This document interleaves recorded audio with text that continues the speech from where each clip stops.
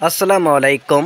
ঈদের আগে শিক্ষক কর্মচারীদের বেতন ভাতা পাওয়া নিয়ে যা বললেন মহসিন রিজি, এ নিয়ে থাকবে আজকের বিস্তারিত আলোচনা। চলুন ভিউয়ার্স, আমরা বিস্তারিত দেখে আসি। আসন্ন ঈদুল আজহার পূর্বেই শিক্ষক কর্মচারীরা মে মাসের বেতন ও উৎসব ভাতা পাবেন। এই জন্য কাজ চলছে। খুব দ্রুত সময়ের মধ্যে মে মাসের বেতন এবং উৎসব ভাতার প্রস্তাব শিক্ষা মন্ত্রণালয়ে পাঠানো হবে। রোববার 18 মে বিকেলে দ্য ডেইলি ক্যাম্পাসের সাথে আলাপকালে এইসব কথা বলেন মাধ্যমিক ও উচ্চশিক্ষা অধিদপ্তরের মহাপরিচালক প্রফেসর ডক্টর মোহাম্মদ আজাদ খান। মহসিন রিজি জানান, ইতিমধ্যে এপ্রিল মাসের বেতনের প্রস্তাব শিক্ষা মন্ত্রণালয়ে পাঠানো হয়েছে। মে মাসের বেতন এবং ঈদ বোনাসের প্রস্তাব খুব দ্রুত সময়ের মধ্যে পাঠানো হবে। ঈদের ছুটি শুরুর আগেই শিক্ষক কর্মচারীরা মে মাসের বেতন এবং উৎসব ভাতার অর্থ পাবেন। দুটি হয়তো একসঙ্গে পাবেন না। উৎসব ভাতা আগে ছাড় হতে পারে, এরপর বেতনের অর্থ পাবেন।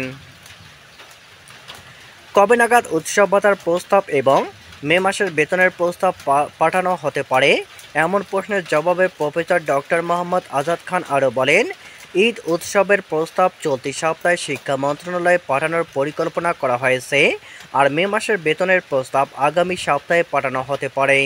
আমরা বিষয়টি নিয়ে কাজ করছি।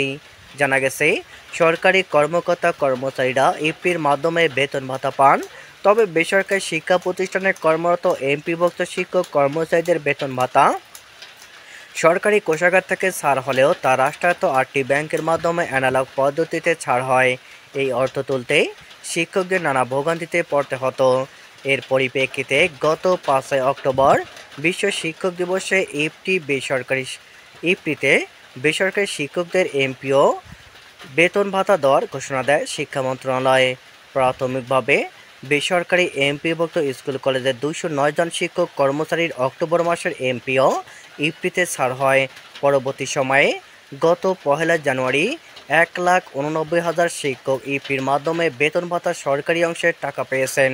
দ্বিতীয় ধাপে 67,000, তৃতীয় ধাপে 84,000 এবং চতুর্থ ধাপে 8,200 এর অধিক শিক্ষক কর্মচারী ফেব্রুয়ারি এবং মার্চ মাসের বেতন পেয়েছেন, তবে তারা এখনও এপ্রিল মাসের বেতন ভাতা পাননি। ইতিমধ্যে এপ্রিলের বেতন প্রস্তাব মন্ত্রণালয়ে পাঠানো হয়েছে। চলতি সপ্তাহে তারা বেতন ভাতা পেতে পারেন।